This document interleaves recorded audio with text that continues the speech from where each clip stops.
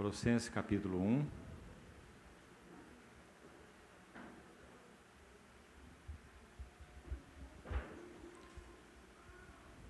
verso 18. Colossenses 1, 18.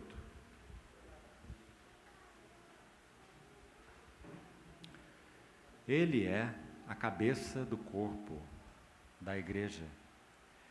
Ele é o princípio, o primogênito de entre os mortos, para em todas as coisas ter a primazia. Para em todas as coisas ter a primazia. Vamos a um texto no Evangelho de João, capítulo 1.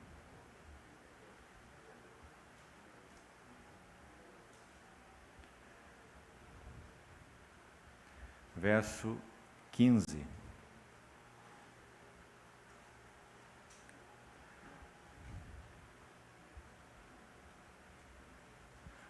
João testemunha. Esse João é o João chamado Batista. João testemunha a respeito dele e exclama: Este é o de quem eu disse: O que vem depois de mim tem, contudo, a primazia, porquanto já existia antes de mim.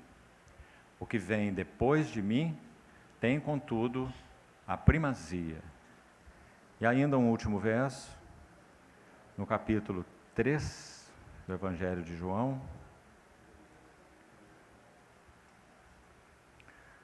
verso 25. Ora, entre os discípulos de João e um judeu, suscitou-se uma contenda com respeito à purificação. E foram ter com João e lhe disseram: Mestre, aquele que estava contigo além do Jordão, do qual tens dado testemunho. Preste atenção nessa frase. Do qual tens dado testemunho. Está batizando, e todos lhe saem ao encontro. Respondeu João: O homem não pode receber coisa alguma se do céu não lhe for dada. Vós mesmos sois testemunhas de que eu vos disse: Eu não sou o Cristo, mas fui enviado como seu precursor. O que tem a noiva é o noivo. O amigo do noivo que está presente o ouve. Muito se alegra por causa da voz do noivo, pois essa alegria já se cumpriu em mim. Convém que ele cresça e que eu diminua. Amado Pai Celestial, mais uma vez entregamos Tua Palavra nas Tuas mãos, te pedimos a continuidade do exercício de Tua bondade, Tua misericórdia sobre nós, abrindo nossos olhos, para que pelo Espírito Santo possamos ver algo mais da beleza, da glória do Teu Filho, o nosso Redentor, Senhor Jesus. Assim oramos nesse precioso nome. Amém. Irmãos, esse tema da primazia de Cristo, ele é o tema por excelência das Escrituras. Você se lembra que quando nosso Senhor ressuscitado caminhava com aqueles discípulos abatidos, aqueles 2 de Emaús, e seguiam a jornada de Jerusalém para Emaús? É dito no relato de Lucas, capítulo 24, que o Senhor discorria com eles a respeito das Escrituras.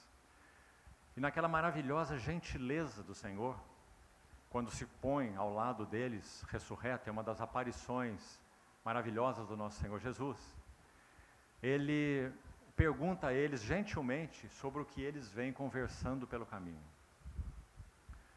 Essa foi a pergunta que o Senhor fez a eles, a esses abatidos discípulos de Emaús, deprimidos, desesperançados, porque essas são as palavras deles para esse homem que está ao lado deles, que eles não reconhecem que é o próprio Jesus, ressurreto.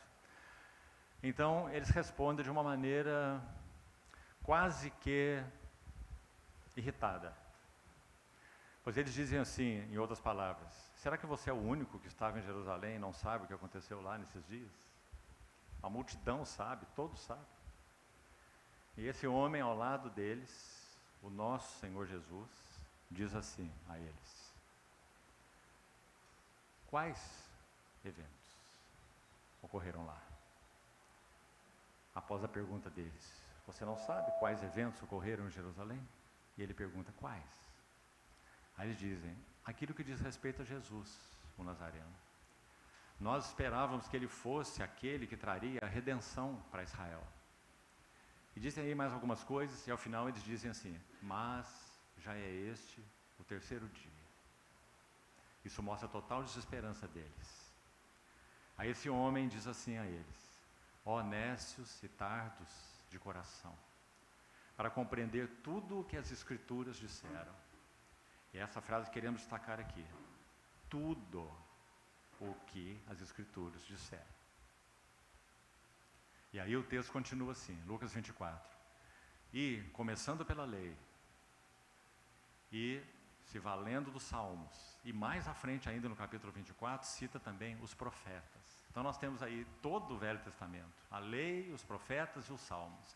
A lei, os livros, o Deuteronômio, os 5 livros, os profetas, os 17 livros e os salmos. Salmos aí não se refere apenas ao livro dos salmos, se refere aos livros poéticos. Então temos mais 5 aí. Todo o Velho Testamento. Então discorria com eles tudo o que a respeito dele constava em todas as Escrituras. Ou seja, as Escrituras só têm um tema. E o tema das Escrituras, de Gênesis a Apocalipse, é o Filho de Deus. Por quê? Este é o meu Filho amado. E nele eu tenho todo o meu contentamento. Meus amados irmãos, quando o céu se abriu para esse homem durante o seu batismo, pense no que aconteceu. Desde que o caminho para a árvore da vida foi fechado por aqueles querubins que flamejavam a sua espada, para que o homem não entrasse, após expulso, não entrasse e comesse da árvore da vida, o Senhor os veste com aquelas vestes típicas da redenção. Um animal foi imolado, foram vestidos com aquelas vestes preparadas por Deus, já que as suas próprias vestes de folhas de figueira não foram suficientes para restaurar a consciência boa e adequada para a comunhão com Deus. Quando o Senhor se apresenta ao jardim e diz: Adão, onde está? Ele vai dizer: eu tive medo, o que antes não havia, antes do pecado. Eu tive medo e me escondi. Estava lá atrás do arbusto. E ele acrescenta uma frase aí, nessa resposta dele, depois que o Senhor pergunta: onde estás? Ele diz: porque eu estava nu, eu me escondi. Agora, leia as Escrituras com cuidado. Ele não estava nu.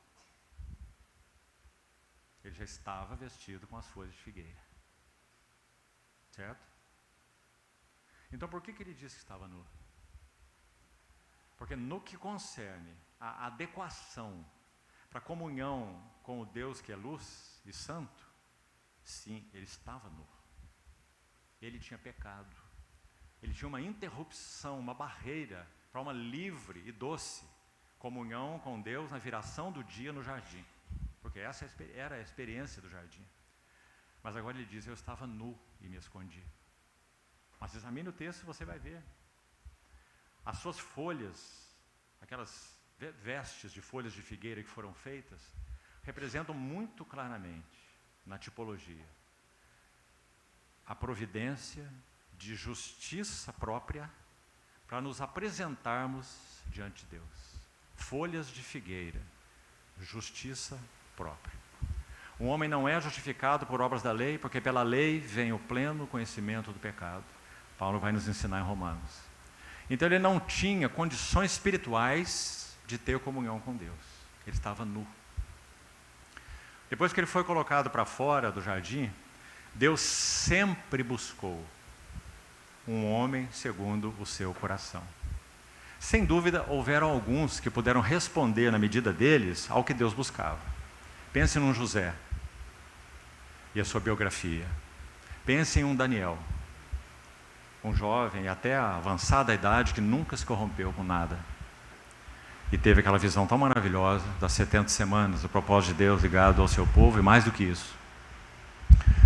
Pense sobre Isaías, pense sobre Davi, que foi chamado o homem segundo o coração de Deus.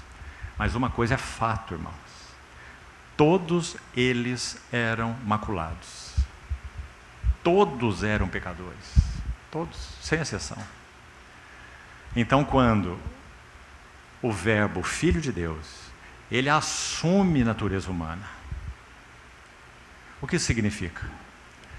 O Filho de Deus é eterno. Pai eterno, Filho eterno, Espírito eterno. Esse Filho eterno, na encarnação, ele se apossa ou se apropria, se reveste de uma natureza que ele nunca antes possuiu. Uma natureza que ele próprio criou, porque ele é o Criador. Sem ele, nada do que foi feito se fez. Então, quando o Verbo se apropria de natureza humana, o que isso significa? Irmãos, são fundamentos da nossa fé, para que vejamos algo mais da glória do nosso Salvador, nosso Senhor Jesus. Ele teria que se apropriar de uma natureza humana completa. Ele não poderia ser deficiente quanto à natureza humana.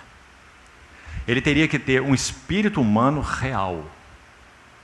Por que dizemos isso?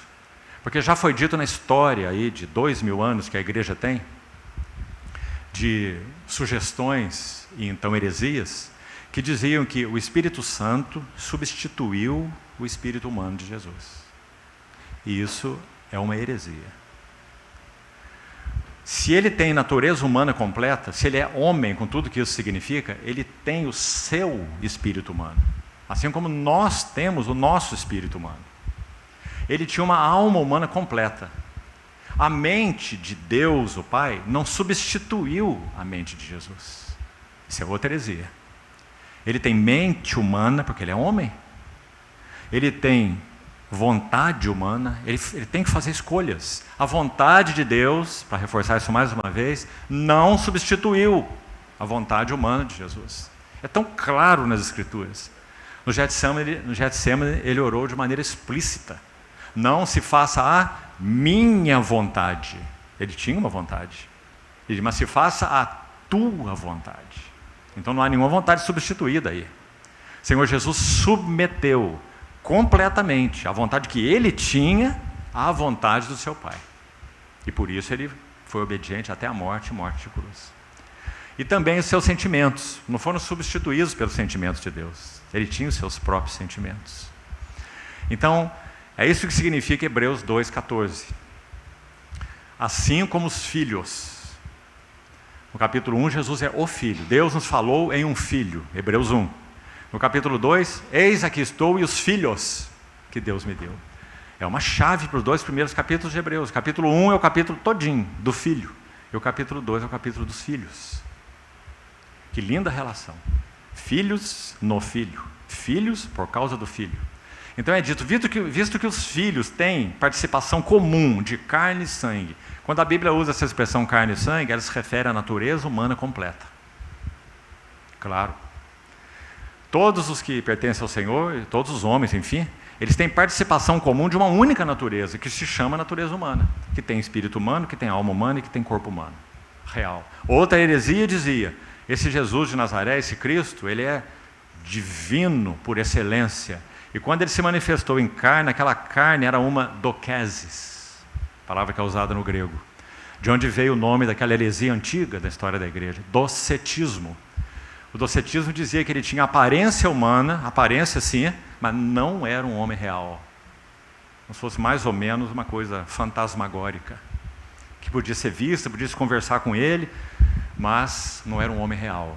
Outra heresia. Então ele assume uma completa natureza humana, assim como ele é completamente divino, porque ele é Deus, com Deus. Assim como o Pai tem vida em si mesmo, concedeu ao Filho ter vida em si mesmo. Então, quando esse homem entra no Jordão, para ser batizado, o que acontece, irmãos? Que cena única! Os céus têm que se abrir.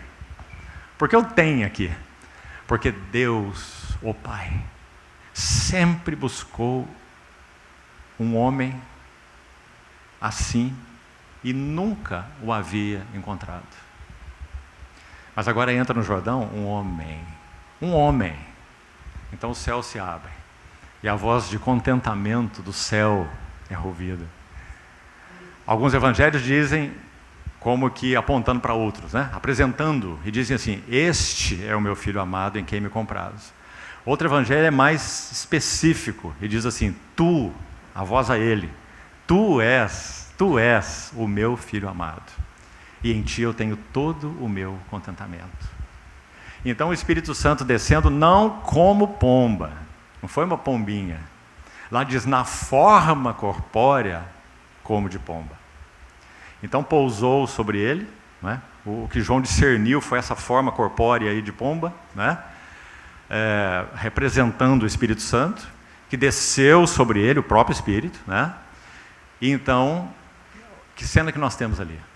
Nós temos a voz do contentamento do Pai, tu és o meu filho amado, para esse homem, no Jordão, batizado, ali por João. João quase se escandalizando em ter que fazer isso. Eu é que preciso ser batizado por ti, e tu vens a mim. Que cena magnífica, meus amados irmãos. Esse é o homem que está no trono, que nós adoramos, a quem nos submetemos, que vai mostrar de novo seu rosto para essa criação decaída e vai restaurá-la. É o mesmo. Jesus Cristo é o mesmo, hoje, ontem, o será para sempre. Por isso que jornadear com Ele, conhecendo-o na Sua palavra, conhecendo-o nos Evangelhos, é tão lindo. Seus gestos, seus olhares, suas palavras, sua quietude. Assentado, por exemplo, na porta do templo em Jerusalém, Marcos 11, e vendo tudo que era feito ali e observando atentamente, tudo, sem dizer nem uma só palavra. Ele é a palavra que não disse nem uma palavra sobre toda a corrupção que ele viu ali. Animais inadequados sendo oferecidos, sacerdotes que recebiam propina para provar animais inadequados, pessoas levando objetos e atravessando a área do templo que era considerado sagrado, isso não podia ser feito, era lugar de oração, eles carregando fardos e utensílios e cortando caminho pela área externa do templo. Tudo o Senhor viu. E diz assim, e ele se retirou para Betânia com os 12. Voltando as costas para Jerusalém e voltando a face para Betânia.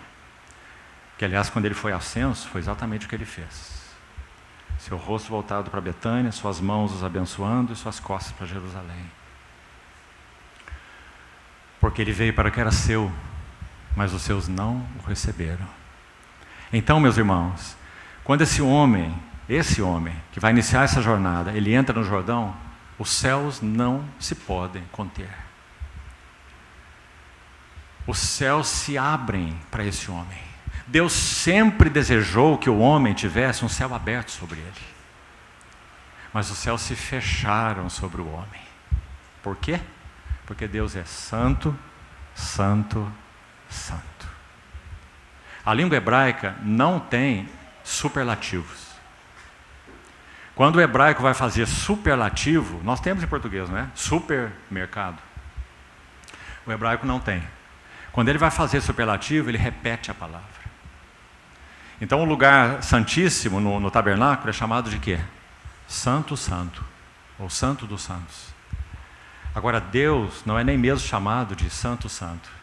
Ele é chamado de santo, santo, santo. Na visão de Isaías, lembra? Os serafins que voavam com seu rosto coberto, com seus pés cobertos, não é? E clamavam uns aos outros, santo, santo, santo é o Senhor. Toda a terra está cheia da sua glória. Eles estão dizendo, é esse Deus, nós serafins, esse Deus diante de quem estamos, ele é hiperlativamente santo. Não há nada que se assemelhe a ele. Por isso que quando o verbo se faz carne, João tem que dizer assim, e o verbo se fez carne e pôs a sua morada entre nós. E essa morada é espírito humano, alma humana, corpo humano, natureza humana, homem de verdade. Pôs sua tenda entre nós, cheio de graça e de verdade.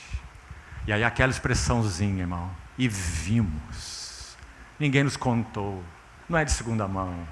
Vimos a sua glória. E mais, glória como do unigênito. Nenhum homem foi gerado diretamente do Pai. Foi criado pelas mãos do próprio Filho. Ele é o Criador. Nele tudo subsiste. Ele é antes de todas as coisas. Sem Ele nada do que foi feito se fez. Mas nenhum homem é achado igual a Ele. Não tem uma palavra em português. Estou meditando sobre isso há tempos atrás. A palavra que me ocorreu, eu quero usar aqui para você, seria uma que não existe, certo? É um neologismo. Mas a palavra seria outralidade. Nesse aspecto, meus irmãos, nosso Jesus Cristo é totalmente outro. Não é? Quando Gabriel se apresentou para Zacarias no templo, o nome Gabriel, muito lindo, significa Deus é poderoso. Quando ele se apresentou para Gabriel dizendo que a mulher dele, estéril, ia gerar um filho, e que seria o precursor do nosso Senhor, Zacarias pergunta assim, como isso acontecerá? Porque eu sou velho. Essa foi a expressão de Zacarias. Eu sou velho. E o nome Gabriel significa Deus é poderoso. E você sabe o que aconteceu com Isabel, a mãe do precursor.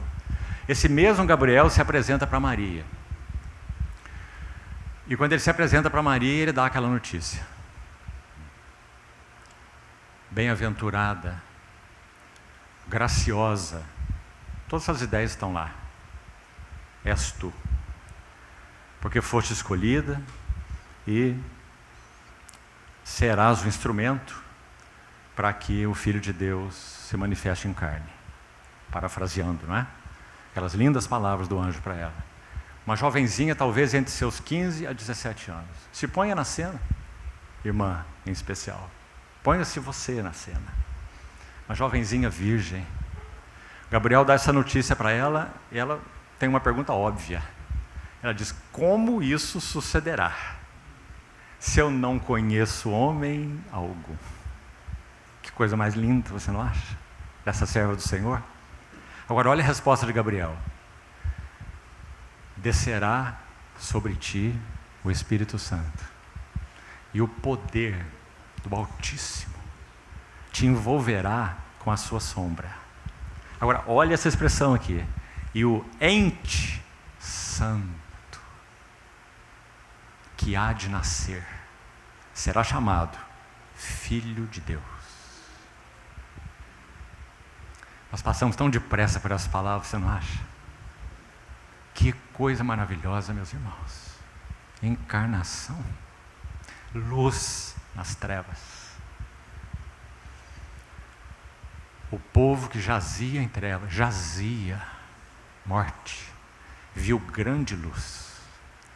E aos que viviam na região da sombra da morte, resplandeceu-lhes a luz. Cheio de graça e de verdade. E vimos a sua glória. Glória como do unigênito do Pai. E então o verso que lemos na introdução. João, o privilegiado João, testemunha a respeito dele. E diz assim, o que vem depois de mim tem, contudo, a primazia. Tem a primazia. Presta atenção, irmão. João Batista foi o precursor do nosso Senhor, certo? Jesus disse que até ali ninguém foi maior que João Batista. Nem Abraão, nem Isaac, nem Jacó. Lembra que Abraão foi profeta, né? Abraão é referido na Bíblia como profeta. Davi também é referido na Bíblia como profeta. Davi. Em Atos 2, Pedro chama de profeta. Isaías, Jeremias, Ezequiel, Daniel, etc. Todos os homens, de todos os nascidos de mulher, até ali, ninguém é maior do que João. Por quê? Porque João, profeta também, certamente, né? Ele vai fazer um anúncio profético. Ele fez um anúncio profético. Ele estava falando daquele que viria depois dele, um anúncio profético, certo? Que saístes a ver no deserto um caniço agitado pelo vento, um homem que se veste com finas roupas, disse o Senhor. O Senhor disse, não. Vocês saíram ao deserto para ver um profeta, e muito mais do que um profeta. Por quê? Porque ele é quem, digamos, apontaria o seu dedo e responderia 2000 anos depois, ele responderia 2000 anos depois a pergunta que Isaac, o filho de Abraão, fez para o seu pai. Quando eles estavam andando para Moriá, figura maravilhosa da redenção, você sabe a tipologia de Moriá, o pai, o filho, a oferta, o carneiro que substitui, não é? Então nessa jornada que estavam os dois sozinhos, os servos de Abraão ficaram para trás, caminharam ambos juntos, sozinhos para esse monte. Então Isaac pergunta assim, ele diz, meu pai, eu vejo o lenho e o cutelo, mas onde está o cordeiro para o holocausto? Irmãos, essa pergunta permeia todo o Velho Testamento, porque todos os cordeiros eram só cordeiros. Hebreus 9 diz, o sangue de bodes e de touros não pode purificar pecados. Quantos cordeiros foram oferecidos? Milhões de cordeiros, desde Abraão até Jesus. E a pergunta de Isaac está lá, o filho de Abraão, onde está o cordeiro? Então João Batista, às margens do Jordão, tem o privilégio de apontar o seu dedo, como que numa declaração final, e dizer, eis, agora sim, aí está o que nós aguardamos 2000 anos. Eis o Cordeiro de Deus, que tira.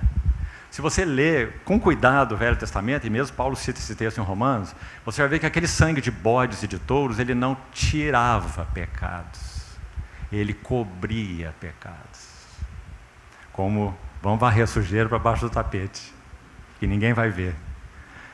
Esse era o poder que tinha, entre aspas, o sangue de bodes, de touros, cobrir pecados. Mas agora João vai dizer, eis o Cordeiro de Deus que remove, tira o pecado do mundo. E meus irmãos, quando as duas mães se encontram, Isabel e Maria, João Batista, Isabel tinha 6 meses de gravidez. E o Senhor Jesus tinha acabado de ser gerado, o verbo, no ventre da Virgem, Maria. E elas se encontram. E nós temos outra cena deslumbrante.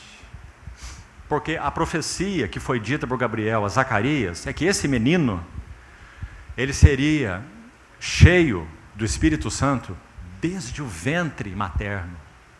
Essa foi a palavra. Ele não beberá vinho, nem bebida forte, ele será cheio do Espírito Santo desde o ventre materno. João está lá, uma criancinha com 6 meses, na barriga de sua mãe. Maria fica sabendo que Isabel está grávida, ela corre para aquela região, para visitar Isabel, sua parenta. E quando as duas se encontram, e Maria saúda Isabel, então Isabel diz assim, de onde vem, porque recebo essa graça tão maravilhosa de receber a visita da mãe do meu Redentor. Quando as duas se encontram, Isabel vai dizer assim, por quê? Porque quando eu ouvi a voz da tua saudação, Isabel diz, a criança se estremeceu de alegria no meu ventre. Bom, irmão, só uma sugestão. Não quero especular aqui não, mas quero compartilhar com você. Me parece que foi nesse momento que João Batista, com 6 meses, no ventre da sua mamãe, ele foi cheio com o Espírito Santo, desde o ventre materno. o precursor no ventre de Isabel encontrou o Redentor no ventre de Maria, quando os dois nem eram nascidos. Digamos, foi o primeiro encontro do precursor com seu Redentor. Que cena mais maravilhosa. Então, tudo que esse precursor tem a fazer na vida foi o que ele disse no capítulo 1 e no capítulo 3 desse Evangelho. O que vem depois de mim tem, contudo, a primazia, porque ele já era antes de mim. Que maravilhoso, não é? E no capítulo 3, que nós já lemos também, os discípulos de João Batista estão enciumados. E João Batista, o próprio nome que foi cunhado a ele, né, embora não esteja assim na Bíblia, né, João ou Batista, mas ele é o batizador, tá certo? Ele é o que batiza com água para arrependimento e anuncia: arrependei-vos porque está próximo o reino dos céus. Então ele é o batizador. Muitos discípulos. Ele é um tremendo profeta. Ele é um trovão no deserto. Irmãos, ele é um trovão que fazia fariseu tremer. É só você ler a história dele, não é? Não era um profeta qualquer. Chamava fariseu de raça de víboras. Produzir frutos dignos de arrependimento, então venham a mim, porque eu não vou batizar hipócritas. Assim era João. Então, esse João, quando recebe notícia dos seus discípulos, que se referem a ele como mestre, você viu no capítulo 3 aí? O texto que lemos, eles dizem para João, seus discípulos: mestre, aquele do qual tens dado testemunho, e que estava com você além do Jordão, ele está batizando. Aí se você ler com cuidado esse evangelho, você vai ver que Jesus mesmo não batizava. Seus discípulos é que batizavam, certo?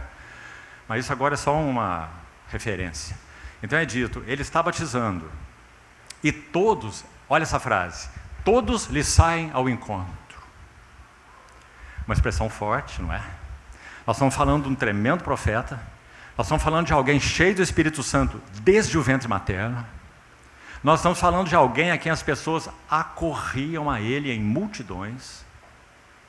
Agora seus discípulos estão dizendo: tem um competidor do outro lado do Jordão, que está fazendo mais discípulos que você, porque todos lhe saem ao encontro. Ah, meus amados irmãos, que desafio, você não acha? Aí qual foi a resposta de João? Linda, e se aplica em diversas esferas. Essa resposta é: o homem não pode receber coisa alguma, se do céu não lhe for dada. Oh, meus amados irmãos, que isso possa reger a nossa vida. Tudo que temos, se é genuíno, nós só podemos receber do céu. Nós não temos nada em nós mesmos, nada. Porque o homem não pode receber coisa alguma, se do céu não lhe for dada. Por isso que Paulo se põe de joelhos. Talvez à noite nós entremos nesse assunto aí. Quando ele ora pelos Efésios, dizendo assim: eu peço, eu suplico ao Deus do nosso Senhor Jesus Cristo, o Pai da glória. Essa expressão muito linda, vamos deixar para pensar nela depois. Pai da glória, que Ele vos conceda espírito de sabedoria e de revelação no pleno conhecimento dEle. Porque vocês não podem obter nada se o Espírito Santo não tirar esse véu. Como ele tirou as escamas do olho de Saulo de Tarso. E aliás é Saulo que está orando aí em Efésios capítulo 1. Iluminados os olhos, não esses, os olhos do vosso coração, para saberdes qual é a esperança do seu chamado, qual é a riqueza da glória da sua herança nos santos, qual é a suprema grandeza. Paulo, falta palavra para Paulo. Então ele vai acumulando superlativos. Qual é a suprema grandeza do seu poder para com os que cremos, segundo a eficácia da força do seu poder, que ele exerceu em Cristo, ressuscitando dentre os mortos, não é? Falando desse Cristo ressurreto e glorioso. Então, meus irmãos, aí está João Batista. Agora, o que vamos buscar fazer agora? E por isso lemos o texto de Colossenses. Colossenses 1,18. Se começarmos do verso 13, nós não vamos ter tempo para tudo, então vá só ouvindo, por favor. Se quiser, faça seus registros aí. Colossenses capítulo 1, dos versos 13 até o verso 23, então são 11 versículos, 13 a 23, certo? Incluindo aí primeiro e último. Nós temos 16 glórias do nosso Senhor Jesus. 16. É a menção mais exaustiva sobre quem Ele é. Agora, como não temos tempo para tudo, você vai ver somente 2 vezes nesse relato, nesses 11 versículos, a palavra primogênito. Então, vá registrando aí para você meditar e ver a beleza disso. Lá no início diz assim, o verso 13 começa assim: Ele nos libertou do império das trevas, Deus é o sujeito aí, né? Apresentando Cristo como libertador. Então essa é a primeira glória dele, Ele é o libertador.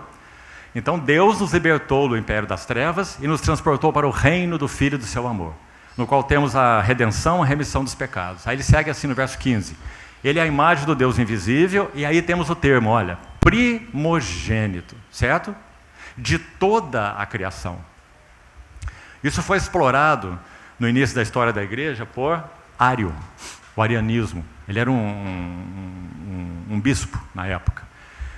E ele usava esse texto para afirmar que o Filho de Deus foi criado e não era eterno. Porque diz primogênito de toda a criação. Agora, irmãos, é tão interessante nas Escrituras, Salmo 89, 27. Para te dar só uma referência. Salmo 89, 27. É um salmo profético que está se referindo a Davi, como escolhido de Deus, e diz assim: Falo-ei o meu primogênito, o mais elevado dos reis da terra. Então, quando esse termo primogênito é usado, a questão envolvida aí não é exatamente o primeiro no tempo, mas é o que tem a primazia, o mais elevado. Nosso Senhor Jesus não pode ser comparado com a sua criação, porque Ele é infinitamente mais elevado que a sua criação, porque Ele criou. Sem Ele, nada do que foi feito se fez. É nele que tudo subsiste. Então, aí está o primeiro título, não vou seguir com ele, que não é meu encargo para agora. Verso 15, primogênito de toda a criação. Então, aqui está, o Senhor Jesus é cabeça de tudo que foi criado, porque Ele é o Criador. Então, cabeça de toda a primeira criação, vamos colocar assim. Agora, o que nós vemos no verso 18? Olha lá de novo. Ele é cabeça do corpo. Que corpo é esse? Da igreja. Está aí, não é? Olha a próxima frase. O primogênito, está aí de novo, agora não de toda a criação, mas o primogênito de entre os mortos. E essa expressão que eu gostaria de destacar para a nossa meditação nessa sessão. Irmãos, se nós queremos que os fundamentos para recuperar o testemunho do Senhor sejam bem lançados, nós temos que começar por aí. Porque qualquer outra coisa é derivada dessa. É claro que se nós vamos falar sobre restauração do testemunho do Senhor, há tantos livros na Bíblia sobre isso, tantos, até no Velho Testamento, e nos ensinam tanto. Esdras, Neemias, Esther, Ageu, Zacarias, muitos livros, né? Todos são livros que tocam restauração, Malaquias, inclusive, todos são desse período de restauração do testemunho do Senhor no Velho Testamento. E há muito mais sobre restauração no Novo Testamento, né? Até no Apocalipse, especialmente os 3 primeiros capítulos. Então, se nós vamos tratar, que é nosso encargo para esses dias, fundamentos para se recuperar o testemunho do Senhor, esse é o fundamento sobretudo, a pedra angular. Ninguém pode lançar um outro fundamento além do que foi posto. Bom, tá certo, isso é um fato comum para nós. Mas qual é o nosso problema? Nosso problema é que, então, lançando o fundamento, como que nós o deixamos lá debaixo da terra, a pedra angular. E edificamos sobre ele madeira, feno e palha. E não ouro, prata e pedras preciosas. Ouro tem a ver com tudo que é de Deus mesmo. Porque é dele que nós recebemos, da sua plenitude, graça sobre graça. Ouro, natureza de Deus. Prata, toca a obra do Filho, redenção do Filho. O Senhor foi vendido e traído por 30 moedas de prata. E pedras preciosas. Tempo, pressão, temperatura, que fala da obra do Espírito Santo. Então, no ouro, prata, pedras preciosas, nós temos o Deus triuno. A glória de Deus, a redenção do Filho, a obra do Espírito Santo. Madeira, aquilo que é puramente da natureza humana. Recursos humanos, capacidades humanas, isso é madeira. Feno, aquilo que toca a glória humana. Toda a carne é como a erva e toda a sua glória como a flor da erva. Feno, Seca-se a erva e cai a sua flor. Feno fala de glória humana. E palha. Tire a palha do povo, que eles estão ociosos, estão pensando em adorar a Deus. Deixa que eles próprios vão colher a palha para misturar com o barro, fazer tijolo e queimá-los bem. Palha fala de obra humana. Então madeira fala de recursos humanos, feno fala de glória humana e palha fala de obra humana. Meus irmãos, será que é possível usar essas coisas para edificar sobre o fundamento? Tanto que está aí no texto. Sim. Recursos humanos, para a glória humana, e são obras humanas. A questão é que o dia o provará, porque tudo será provado pelo fogo. Então, irmãos, que experiência triste que vale para todos nós, servos e servas do Senhor. Naquele dia vindouro da revelação da glória do nosso Senhor Jesus, a sua segunda vinda, nós de alguma maneira, para usar uma figura, olharmos para trás e vermos que tudo que foi gasto, em termos de tempo, em termos de labores, em termos de posses que sejam, não é? Em termos de serviço, em termos físicos inclusive, mentais, emocionais, tudo. Um monte de cinzas. Porque era madeira, era feno e era palha. Por outro lado, irmãos, a presença do fogo junto ao ouro, junto à prata e junto a pedras preciosas, no caso do ouro e da prata em especial, não os danificam, pelo contrário, os apuram. Eu me lembro, quando meu pai trabalhava com fundição, ele tinha um fole, não sei se mais novos aqui nem sabem o que é isso, um fole de pé. Então ele ficava tocando aquele fole para bombar o ar, né? Para alimentar o maçarico. Então acendia o maçarico e ficava bombando o ar aqui e o maçarico aceso, né? E havia um cadinho de porcelana, e nesse cadinho era colocado uma peça de prata, que ia se usar para a fundição de uma restauração odontológica.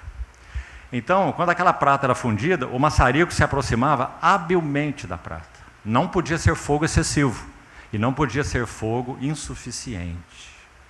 Então, a mão que dosa tem que ser uma mão perita. Então, quando aquele maçarico chegava na prata, eu era uma criança e via aquilo deslumbrado. Porque a peça dura de prata, bruta, que foi colocada ali, ela começava então a se desmanchar, se aglutinava por causa da grande densidade da prata, fazia uma bolinha, e sobre aquela bolinha começavam a dançar as impurezas escuras. Dançando, literalmente, uma dança sobre a prata. Então o fogo era chegado e afastado, e então aquela bolinha que estava opaca, porque estava coberta por essas impurezas que dançavam na prata, com o chegar e afastar do maçarico, as impurezas eram queimadas, elas sumiam. A prata, que até esse ponto estava opaca, obscura, embora já fundida, ela ia se tornando brilhante como um espelho. Um espelho. Então lá está o fundidor fazendo o seu trabalho. E ele vai fazer esse trabalho até quando? Até quando ele puder ver o seu rosto na bolinha de prata. Esse é o trabalho que o fundidor de Deus, o Espírito Santo, está fazendo nas nossas vidas. Ele não irá cessar. Às vezes ele aproxima mais o maçarico. Nós falamos, Senhor, está tão quente esse ambiente. Paulo vai dizer assim, lutas por fora, temores por dentro. E algo que pesa em mim diariamente, a preocupação com todas as igrejas. Quem é que se escandalize, se afaste, se desvie, que eu não me inflame. Oh, meus irmãos, esse homem não tinha trégua, você não acha? Quando estava preso, sabe o que ele fala? Eu quero que vocês saibam que grande luta eu venho mantendo por vós, pelos laodicenses e por quantos não me viram face a face. Lutando acorrentado, lutando na prisão domiciliar de Roma, para que os seus corações sejam confortados, vinculados, olha as palavras que ele usa, irmão, consolado, como nós precisamos ser consolados, Quantos de nós já sofreram muito com varas sobre seus ombros, com fardos pesados, com faça isso, agora é mais isso, agora é mais aquilo, para que os vossos corações sejam consolados e vinculados, vínculos, companheirismo espiritual, relações que não são descartáveis, vinculados juntamente em amor, e tenham toda a riqueza, olha de novo, o acúmulo de superlativos, tenham toda a riqueza da forte convicção do entendimento, para compreenderem plenamente o mistério de Deus, Cristo. Não é o mistério dos últimos dias, não é o mistério de Israel, o mistério de Deus, Cristo, em quem todos os tesouros da sabedoria e do conhecimento estão ocultos. E ele completa assim, ó, e isso eu vos digo, para que ninguém vos engane, enrede com raciocínios atraentes. Raciocínios falazes, você vai ter na revista atualizada. O termo no grego é argumentos atraentes, convincentes, mas que não revelam Cristo. Irmãos Austin Sparks dizia assim, num dos seus escritos, há um único teste para se provar tudo que é chamado de obra de Deus. Tem muita coisa chamada de obra de Deus nessa terra, irmãos. Muita coisa. Ele diz, há um só teste para provar todas elas. E o teste é, quanto de Cristo há nisso? Porque pode haver muita coisa, irmão. Pode haver carisma de sobra. Dinheiro de sobra. Capacidade de influência de sobra. Mecanismos de sobra. Estratégias de sobra. Moveres de sobra. Não é? Uma hora é assim, outra hora é do outro jeito, outra hora tem que fazer assim, o cântico é assim, o louvor é assim, quem sabe o local branco não está bom, o local tem que passar uma tinta preta em tudo, enfim, moveres e mais moveres. E tudo em nome de Deus, em nome da obra de Deus. Vamos acomodar essa geração, nós não podemos atrair essa geração se nós não tivermos uma mínima identidade com essa geração. Então, vamos trabalhar no nosso corpo, vamos mudar nossas vestes, vamos nos adequar à tribo. O teste, repetindo, o teste da genuína obra de Deus é, quanto há de Cristo nisso? Então, irmão, cuidado com literatura, cuidado com palavras que você ouve na internet, seja lá onde for, cuidado com tudo. Porque a pergunta tem que ser feita, quanto há de Cristo? Por quê? Para em todas as coisas ter a primazia. Foi isso o que Deus designou. Por quê? Porque Ele é quem é. Este é meu Filho amado, e nele, só nele, eu tenho todo o meu contentamento. Se nós formos olhar para nós e o amor que Deus tem por nós, e tem inclusive para os que ainda não pertencem a Ele, pelos pecadores, sabe como é que nós temos que ver isso? Pelos pecadores primeiro. Jesus Cristo foi enviado como Cordeiro de Deus para ser propiciação pelos nossos pecados, então já falamos dos nossos, né? Mas não somente pelos nossos, mas ainda pelos do mundo inteiro. Porque Ele deseja que nenhum homem se perca, senão que todos cheguem ao arrependimento. Não é? Então é por causa de Cristo que o amor de Deus é derramado para pecadores e para santos. É por isso que Paulo em Efésios 1 vai dizer que nós fomos aceitos por Ele no amado. É onde nós estamos. Essa é uma das coisas mais lindas do Novo Testamento. Quando Deus, o Santo, Santo, Santo, Ele olha para nós, Ele nos vê dentro de uma habitação, que é o seu Filho, Cristo. Nele nós estamos. Se Paulo estivesse vivo aqui hoje, graças a Deus nós temos suas epístolas, e nós pudéssemos perguntar para ele assim, Paulo, como você definiria, em uma frasezinha, o que é ser um cristão? Você não tenha dúvida do que ele ia te dizer, porque está escrito na epístola dele. Ele definiria um cristão assim, é um homem em Cristo. 2 Coríntios 12, conheço um homem em Cristo, que foi arrebatado até o terceiro céu, e ouviu coisas inefáveis. Nós éramos um homem, ou uma mulher, não é homem no sentido geral da palavra, nós éramos um homem sem Cristo. Agora nós somos um homem em Cristo. Aquele que ouviu do céu e do Pai, Tu és o meu amado. e nele o Pai tem muitos amados. Mas ele nunca perderá a primazia, porque aprouve a Deus que nele residisse toda a plenitude. Agora precisamos pensar devagar nesses termos que nós estamos citando aqui. É muito apressado só citá-los. Então vamos fazer uma coisa aqui juntos. Capítulo 1 de João, Evangelho de João, vamos lá fazer isso com mais ligeireza.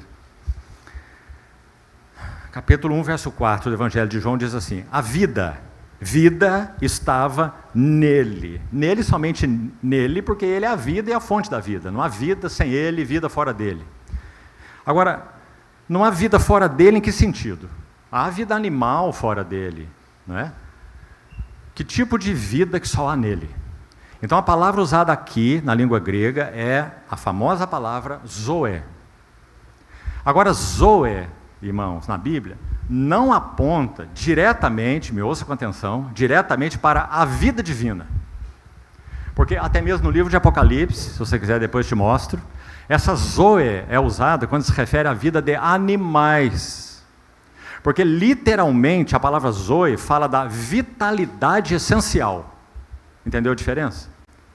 Então as coisas criadas aí, que têm vida, né? Não as que não têm vida, as pedras e rochas, mas as coisas criadas, elas têm uma vitalidade essencial, por isso são seres vivos, certo? Uma planta, um ser vivo.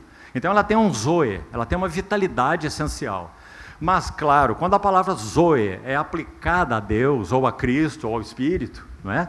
Então é óbvio que esse zoe, por isso frequentemente, não todas as vezes, mas frequentemente é acompanhada da palavra eterna.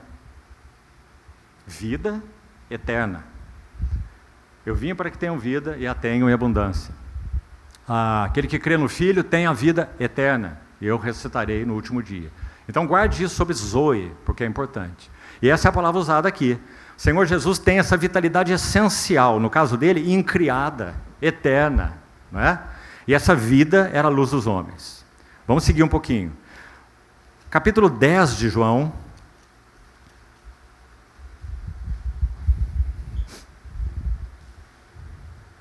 Senhor, nos conceda graça para vermos isso aqui delicadamente. Olha o que é dito no capítulo 10 de João, verso 17.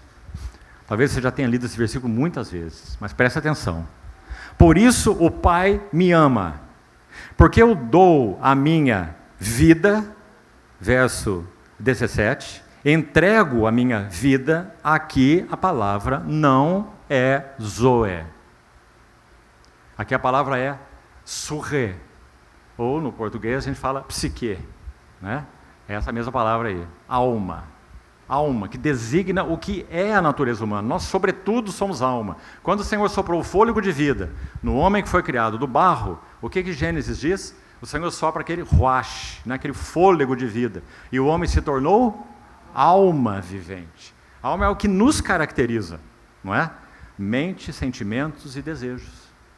Então, essa é a palavra usada aí, esse surre, ou esse psique. No verso 17, o Pai me ama porque eu entrego, eu dou minha alma. Assim tínhamos que traduzir esse versículo aí, porque é isso que diz aí, tá? Depois você faça a sua conferência aí. Eu entrego minha alma para a reassumir. Você se lembra de Isaías 53, no verso 12? Diz assim, ele derramou, um verso tão lindo, irmãos. Ele foi contado com transgressores, sendo o santo que é, porque ele derramou a sua alma, no hebraico é nefesh, é a palavra correspondente a esse surre no grego aí. Então ele derramou a sua alma onde? Na morte. Derramou sua alma na morte. Agora, olha o verso 18, aqui queríamos sobretudo chegar, presta atenção. Ninguém a tira. Esse a aqui, ele está se referindo ao que então? A sua alma. Foi o que ele falou no verso 17. Sua vida, como está aí, não é? Ninguém tira minha alma de mim. É o que ele está dizendo, certo? Minha vida de mim. Pelo contrário, eu espontaneamente a dou. E olhe essa última frase. E veja se você já pensou sobre ela. Ele está dizendo, tenho autoridade. Aqui precisamos ir devagar. E é necessário examinar essa palavra. Deixa eu dizer para você, adiantando o que ela significa. Ele está dizendo assim, eu recebi uma autorização. Eu recebi uma ordem. Eu recebi um encargo. ordem, autorização. Para fazer o quê? Para entregar a minha alma. Meus irmãos, sabe por que esse verso é tão importante? Olha o que nós começamos a falar nessa sessão. A alma de Jesus é única. Por isso falamos da outralidade. Ele não tem pecado. Ele em tudo se tornou semelhante aos homens. 1 João 3, você se lembra? João vai dizer, e nele não existe pecado. 1 João 3, certo? Então, a alma de Jesus, preste atenção, a vida humana, a natureza humana de Jesus, para que você não fique restrito aí à própria questão da alma em si. A natureza humana de Jesus, ouça com atenção, ela toca diretamente a Trindade. Porque o Deus triuno, Pai é Espírito, o Filho é Espírito, o Espírito é Espírito, Deus o Pai, Deus o Filho, Deus o Espírito, e nunca o Deus triuno participou de carne humana, nunca, até a encarnação. Mas agora quem que assume natureza humana? O Logos, o Filho, que é Deus com Deus. Lembra da confissão de fé de Atanásio? Que linda! Na época que combateu o arianismo, o Filho foi o primeiro ser criado por Deus. Eles cantavam, criaram um cântico sobre isso, que ele era um ser criado. Então, Atanásio dizia assim, ele é luz de luz. Deus verdadeiro de Deus verdadeiro. Para falar sobre a beleza do relacionamento do Pai eterno com o Filho eterno. Luz de luz. Deus verdadeiro de Deus verdadeiro. E ele acrescenta assim, gerado, não criado. Que linda frase. Então, vamos lá. Eu entrego a minha psique para a reassumir, porque recebi esse mandato, é assim que tem aí na revista atualizada, não é? Essa ordem, essa autorização do meu Pai. Por que que Jesus precisou de uma autorização do seu Pai para entregar a sua alma? Porque, meus irmãos, a alma de Jesus, a vida, então, humana de Jesus, ela tem uma relação direta e essencial com a Trindade. Então, Jesus entregar a sua alma afeta a vida da Trindade. Porque ele não é um homem que foi redimido, ele não é um homem que foi colocado em comunhão com Deus, um homem que foi trazido para uma vida de união com Deus, ele é Deus. E ele assumiu natureza humana. Então, a entrega dessa alma única, essa alma para o qual o céu se abriu, essa alma que ouviu essa voz, tu és o que ninguém é. Essa vida precisou de uma ordem, de uma autorização do Pai para entregá-la, porque entregá-la afeta, como afetou, nós vamos ver, a vida da Trindade. Em que sentido? Deixa eu resumir isso, irmão. Quando o apóstolo Paulo em Colossenses se refere a Jesus como primogênito dentre os mortos, ele está dizendo que antes de nosso Senhor Jesus, e mesmo depois do nosso Senhor Jesus, no sentido da singularidade de quem Ele é, ninguém poderia efetivamente romper a tampa de morte que tampava a criação caída, um imenso caixão. Depois que Adão pecou, esse mundo se tornou um enorme caixão. E ninguém poderia romper a tampa desse caixão adequadamente. Sim, Elias foi arrebatado em carruagem de fogo. Sim, Enoque foi trasladado. Mas os dois eram pecadores. Nenhum deles foi se assentar no trono de Deus. Nenhum deles sentou-se à destra da majestade nas alturas. Nenhum deles, como diz o livro de Hebreus, veio a participar e a comunicar, muito menos comunicar, o poder de uma vida indissolúvel a outros. Nenhum deles. Claro, não é? Uma coisa óbvia. Agora, quando o Senhor Jesus ressuscita dos mortos, irmãos, Ele arromba a tampa desse caixão, onde todos os homens estavam. Ele eleva a natureza humana, que é dele. E aí vamos lembrar a frase de irmãos do passado outra vez para nos ajudar. Estamos falando lá do início da história da igreja, quando eles deram a vida para que essas verdades benditas não fossem perdidas, senão o evangelho seria perdido, irmão. O evangelho ia se corromper, ia ser adulterado, se isso fosse perdido. Você compreende isso? Nenhum de nós aqui teria sã doutrina nenhuma. Nós teríamos uma confusão, uma mistura. Entende, irmão? Quanto isso é importante? Eles morreram por essas verdades, chamados pais da igreja. Então, olha o que um deles disse. Aqui de novo foi Atanásio, mais uma vez. E tiveram outros irmãos que serviram de uma maneira estupenda. Os de Nazianzo, Gregório de Nissa, Gregório de Nazianzo, um outro Gregório ainda, Eusébio, tantos deles, não é? Inácio de Antioquia. Então, Atanásio disse assim, olha, ouça bem, as duas naturezas do Redentor, a divina e a humana, porque é isso que ele tem, as duas plenas, plenamente divino e plenamente humano, as duas naturezas nessa personalidade, elas não se fundem e nem se confundem, mas elas caminham juntas, sem se misturarem. Parece só um detalhe técnico, né? Será que isso é importante quando pensamos sobre o nosso Salvador? Irmão, é tão importante. Porque se a natureza divina se mistura com a natureza humana, nós temos uma terceira pessoa, concorda? É um mestiço de Deus com o homem. Claro, foram misturadas. Agora Jesus tem uma única personalidade. Então é uma pessoa, mas duas naturezas que caminham paralelamente. Isso é maravilhoso. Bom, quando ele então assume natureza humana, que foi dada a ele, no ventre da Virgem, obra do Espírito Santo, conclusão, nunca mais ele poderá abrir mão e descartar a sua natureza humana. Você está entendendo? Porque senão ele deixa de ser a pessoa que ele é. Porque ele é uma pessoa que tem duas naturezas. Você está começando a compreender a implicação? Por isso, irmãos, há cânticos que dizem isso de uma maneira ou de outra, né? Quando nós olhamos para o trono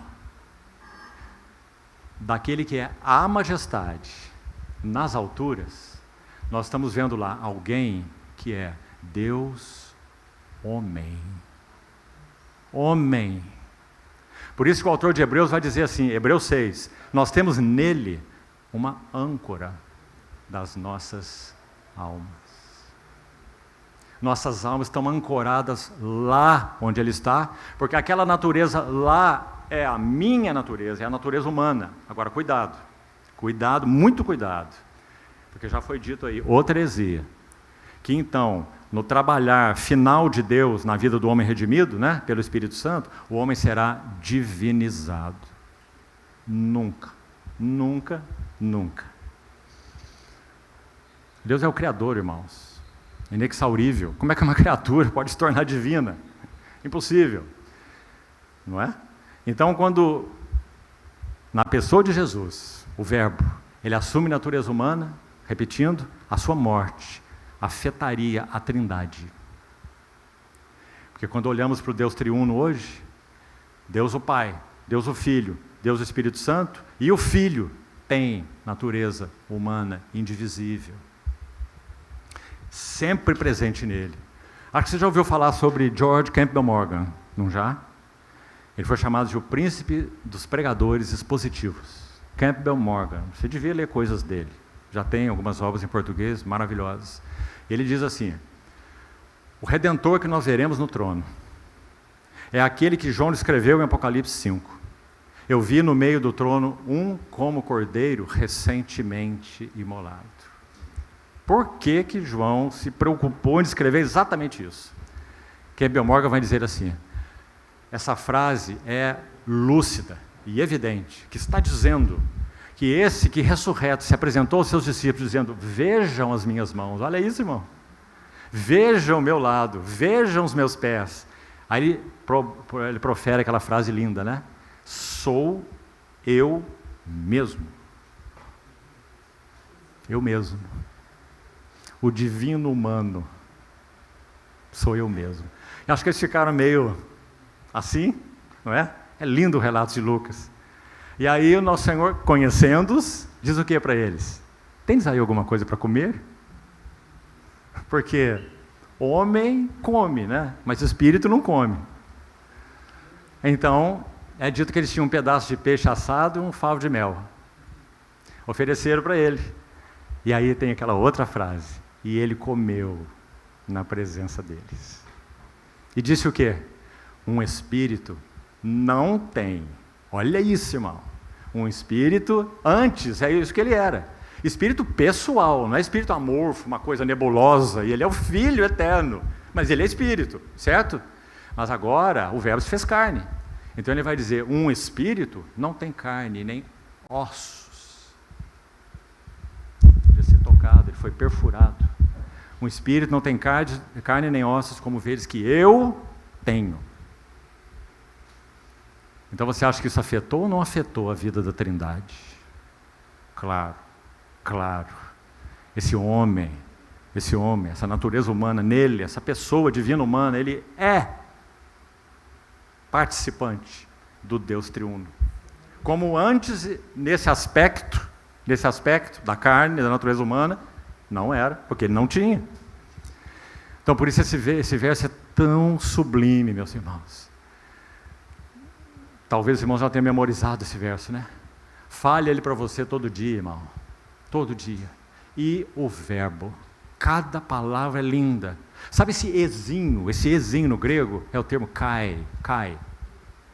Esse termo não significa só e. Ele significa também além disso. Porque lá no início do capítulo 1, ele já disse assim, no princípio era o verbo. E, olha o kai aí de novo. E o verbo estava com Deus e o verbo era Deus. Né? Agora, se você ler o verso 14, então use o kai com o outro sentido que ele também tem. Aliás, se estivesse assim nas nossas Bíblias, seria muito bom. Use-o além disso.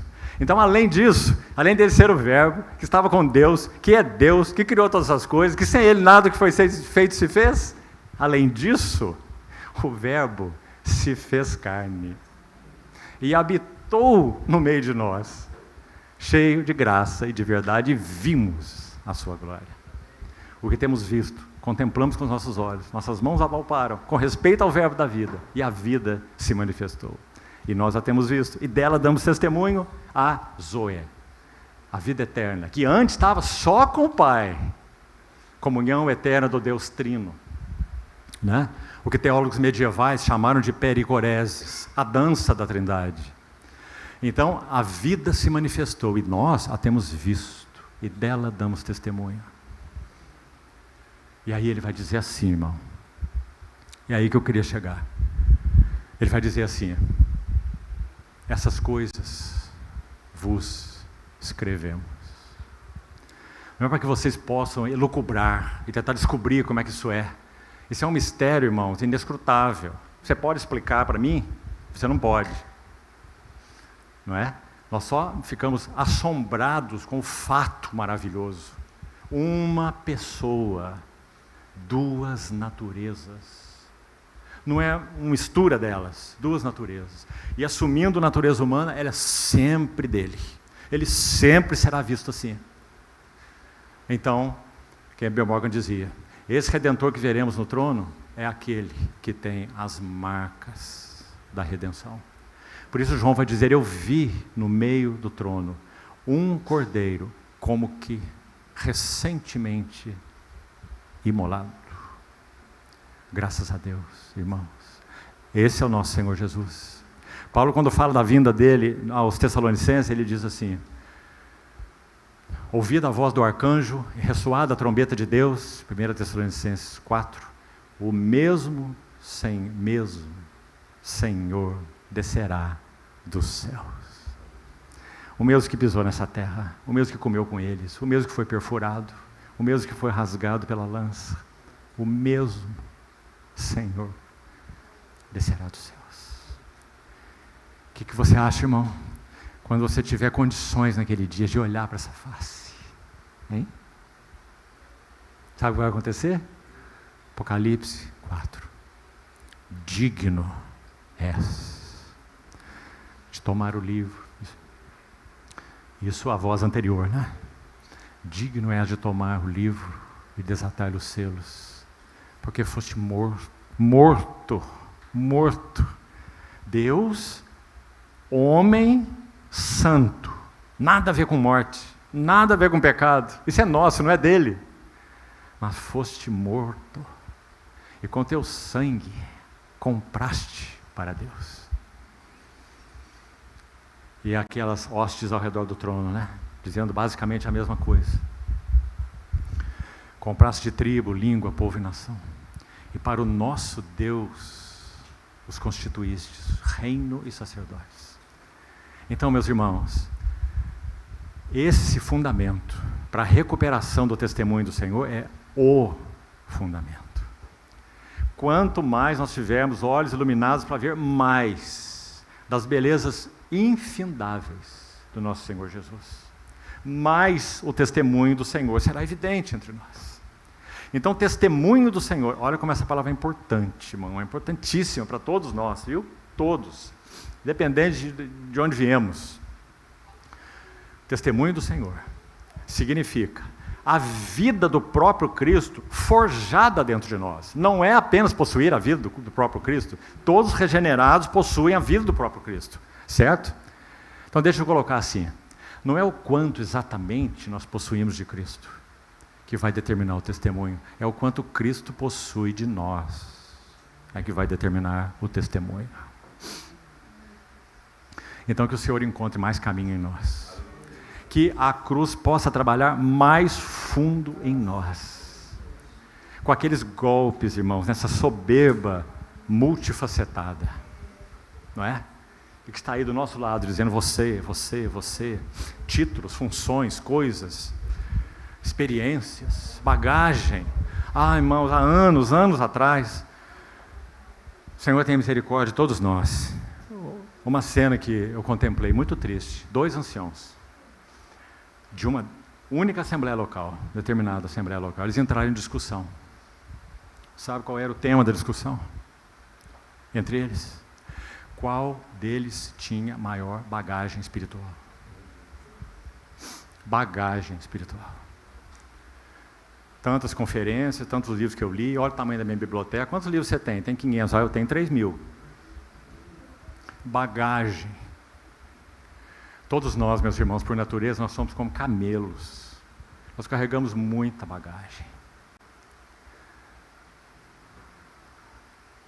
Então, Hebreus 12 vai dizer assim, desembaraçando-nos do peso e do pecado que tenazmente nos assedia, corramos a carreira que nos está proposta. Qualquer tipo de bagagem, se você quer usar o termo, que nós possamos ter, tem valor zero, se não for revitalizada pelo Espírito Santo. Então ela pode ter algum valor, para ajudar outros, para edificar outros, para cuidar de outros, para consolar outros, porque em si mesmo são só nós. Se teve algum valor foi só para nós, não vale nada para ninguém, a não ser que o Espírito Santo use isso como um canal e ele fale a outros, usando essa experiência, ou seja o que for. Mas não pense, irmão, que puramente porque nós compartilhamos uma experiência, nós vamos edificar outros. Nunca pense assim. Aliás, interessante, vou terminar aqui, pelo nosso horário. Quando aqueles amigos de Daniel foram lançados na fornalha, veja que interessante. É dito que eles foram lançados amarrados, numa fornalha aquecida 7 vezes mais. Os 3 foram lançados. Então os que estavam de fora contemplando, inclusive Nabucodonosor, ele viu 4 homens. E ele disse assim, e o quarto é semelhante como um filho dos deuses. Né? Sem dúvida é uma cristofania. E quando aqueles homens foram retirados de lá, ou seja, tiveram uma experiência profunda de provação, profunda de fogo. Quantos de nós conhecemos isso? Perdas profundas, dores profundas, sejam emocionais, sejam sociais, sejam relacionais. Não é? Lá está, fornalha 7 vezes. E os 3 lançados lá, porque eles disseram, nós não nos curvaremos diante da estátua. Quando eles foram tirados de lá, isso aqui que mais nos interessa para concluirmos, olha o que é dito. As roupas não tinham nem cheiro de fumaça. Quem chegasse perto deles, não ia dizer assim, ah, você é aquele que foi chamuscado. Você é aquele que passou aquela experiência. Entende, irmão? Nós tendemos tanto, irmãos, a nos firmar sobre nossas experiências e acharmos que elas nos tornam maiores que os outros, porque tivemos determinadas experiências. Aquela experiência foi deles. E quando eles saíram de lá, a roupa não tinha cheiro. Mas tem mais uma coisa linda. Eles foram lançados naquela fornalha amarrados. Então aquele fogo ardente, 7 vezes aquecido, para fritá-los, para matá-los, só teve um poder: queimar as amarras. Todas as experiências, as mais intensas, que o Senhor nos permitiu viver, porque nós somos dele, só terão um objetivo: libertar-nos, queimar amarras, amarra eu, amarra a carne, amarra recursos próprios, amarra soberbas, amarras. Os homens saíram livres e limpos. Bendito seja o nosso Senhor. Nenhum fogo, por mais ardente que seja, poderá tocar os seus santos. De novo, só tocarão amarras, porque nos prende. Só. Nós temos uma filhinha, irmãos, a mais nova, morou em Berlim durante alguns anos, e ela experimentou uma gravidez com um bebê com síndrome de Edwards, no cromossomo 18. E essa síndrome provoca uma deformidade absoluta no feto, de órgãos internos, de coração, de cérebro, é gravíssima. E na Alemanha, um país que tem, então, muito mais nesse sentido, né, um aborto completamente permitido, então o ginecologista perguntou para ela: você tem direito total de abortar, essa criança basicamente não existe, se ela nascer viva, ela vai durar uns anos, quando muito que temos aí na literatura, 5 anos, e ela vai ficar completamente paralisada, dependendo de serviços totais, tem que ir lá para uma casa específica, lá na Alemanha tem, para se colocar essa criança, para ter um atendimento lá total, 24 horas, nesse lugar, possivelmente eles teriam que se mudar para lá. Então tudo isso foi passado para eles, e eles disseram assim para o ginecologista: foi esse filho que o Senhor nos deu. Esse filho que Deus nos deu. Então, o que será dele, o que o Senhor fará com ele, isso é com o Senhor, nosso Deus. Então essa gravidez foi vivida até o fim. Quis colocar isso, irmãos, estou tendo liberdade de colocar isso pela quantidade de jovens que estão aqui. E talvez de mamãezinhas que estão aqui. A gravidez foi basicamente completa, 8 meses e pouco. No nascimento, a criança partiu. Quando ela viveu esse momento da geração dessa criança, nós estávamos na pandemia. Então, tudo estava fechado. Nós não pudemos ir para lá, acompanhá-la. E parece que nós que somos pais, conhecemos frequentemente o que significa as dores mais profundas de filhos. Nós preferimos 1000 vezes que fosse em nós, do que nos filhos. Muito mais numa menina, com muito menos de 30 anos de idade, 26 anos, se não me engano, na época, vivendo essa experiência sozinha, naquele país, e com todos os aeroportos fechados, e nós aqui. Então, algumas coisas o Senhor comunicou de um modo muito claro, para ela e para nós. E não tem tempo para falar disso tudo. E o que eu quero realçar é isso aqui.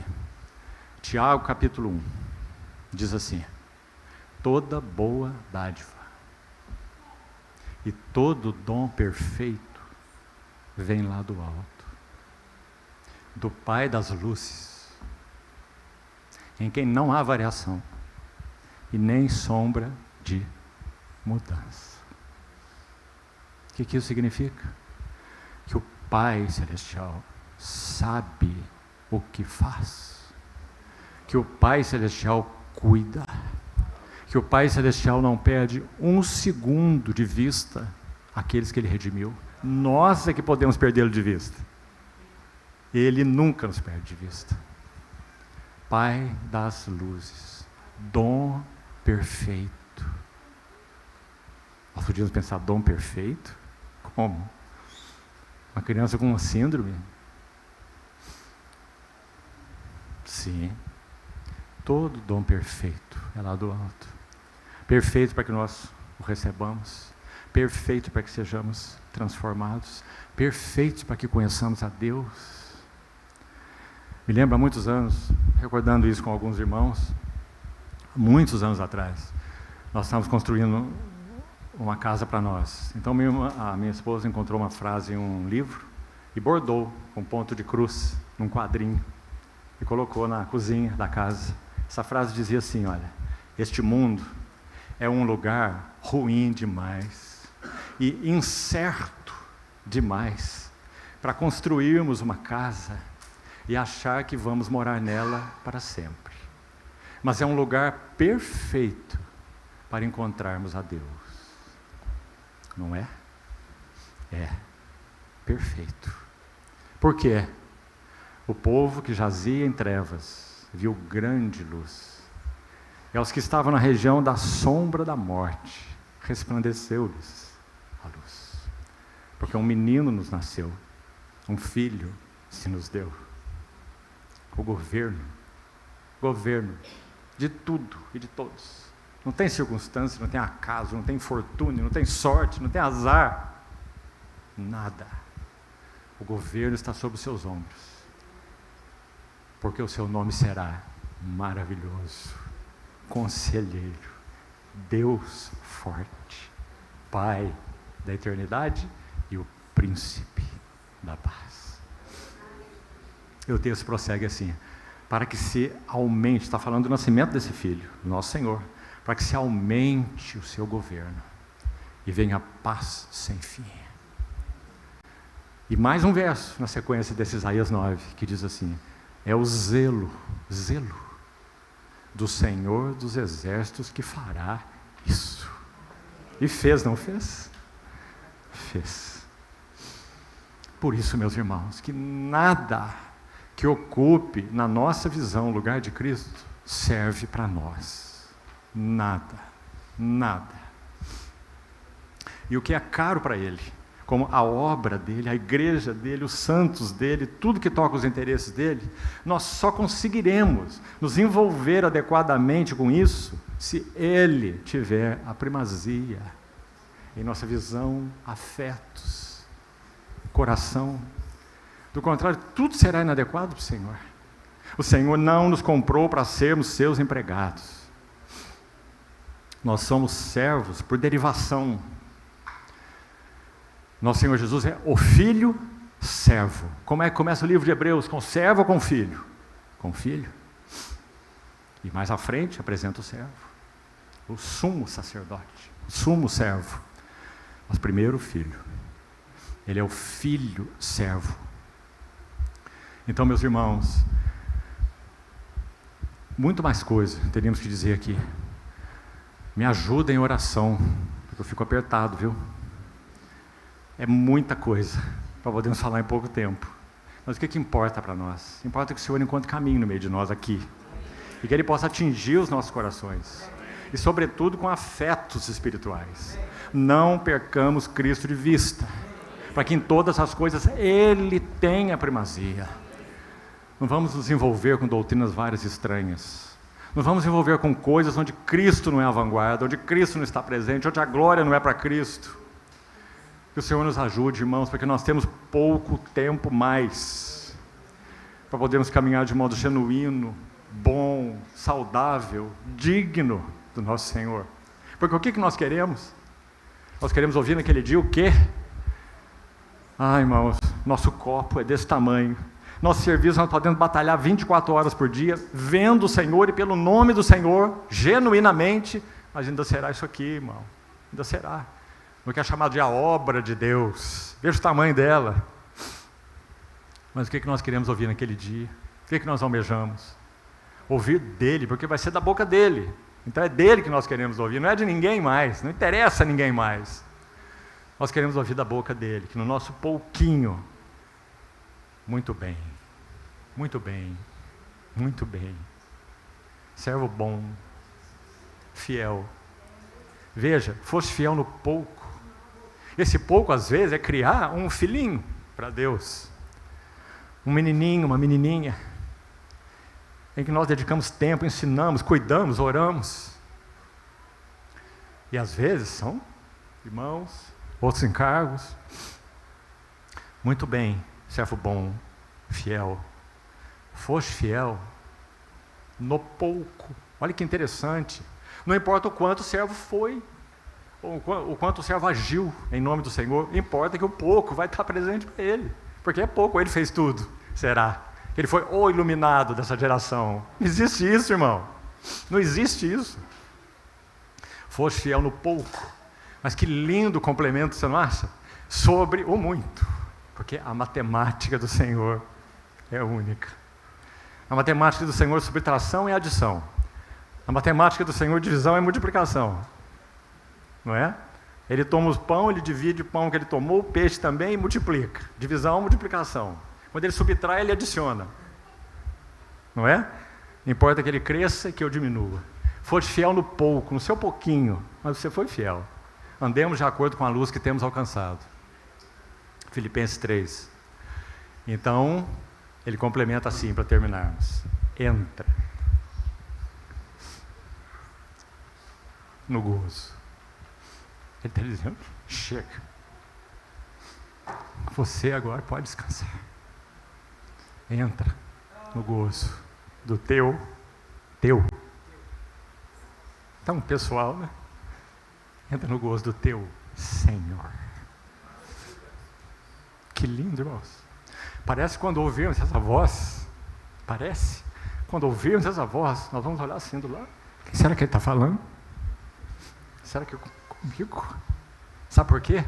Porque nós teremos que reconhecer que tudo o que obtivemos, com o qual pudemos servir, não era nosso, ou era?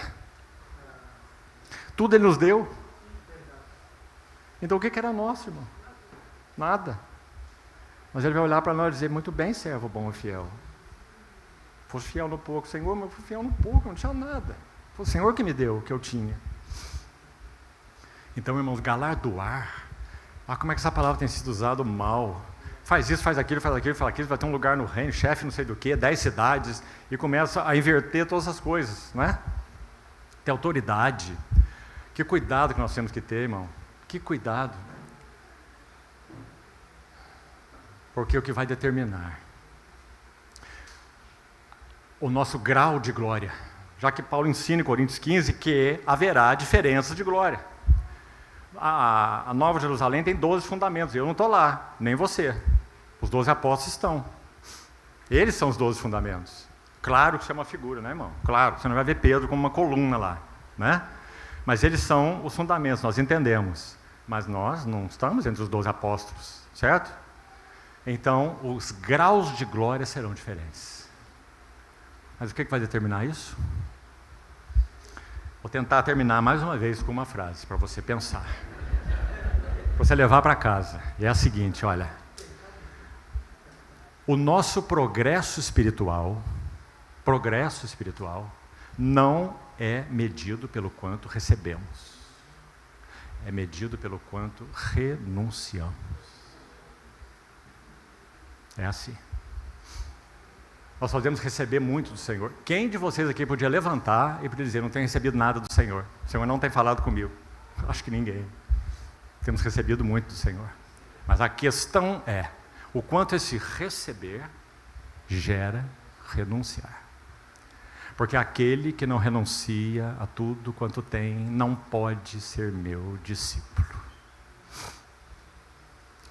Então é a renúncia que vai determinar o nosso progresso. Do contrário, o Senhor Jesus estaria criando um bando de intelectualistas. Eu sou o mestre, vocês são os meus alunos, então absorva os meus ensinos. Discipulado a Cristo não é isso, não é? Então que o Senhor nos ajude, irmãos. Estamos renunciando honras? Estamos renunciando glórias? Estamos renunciando...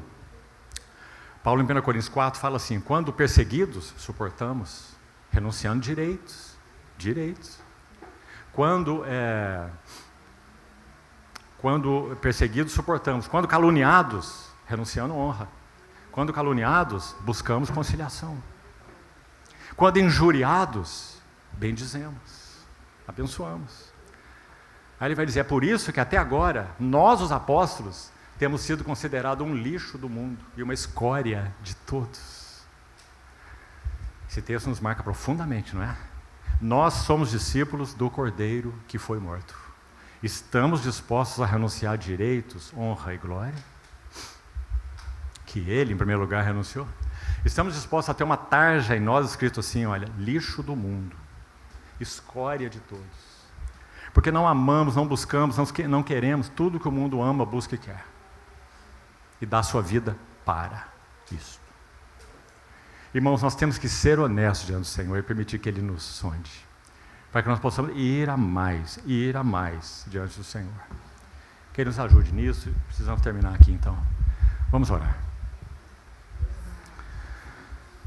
Senhor, obrigado mais uma vez por Tua bondade tão imensa, profunda para conosco, seres tão necessitados. Ajuda-nos, Senhor, a guardar Tuas palavras no nosso coração e as levarmos em meditação aos Teus pés. Corrige-nos, Senhor, alinha-nos, ajusta-nos, mas também alenta-nos, Senhor, encoraja-nos, Senhor, porque nada poderá nos separar do Teu amor. Somos Teus, Tu nos compraste. Entregamos nossas vidas a Ti, Senhor, e Te pedimos realmente que nós diminuamos e o Senhor cresça. Cristo seja formado em nós. Assim oramos, agradecidos, no Teu precioso nome. Amém.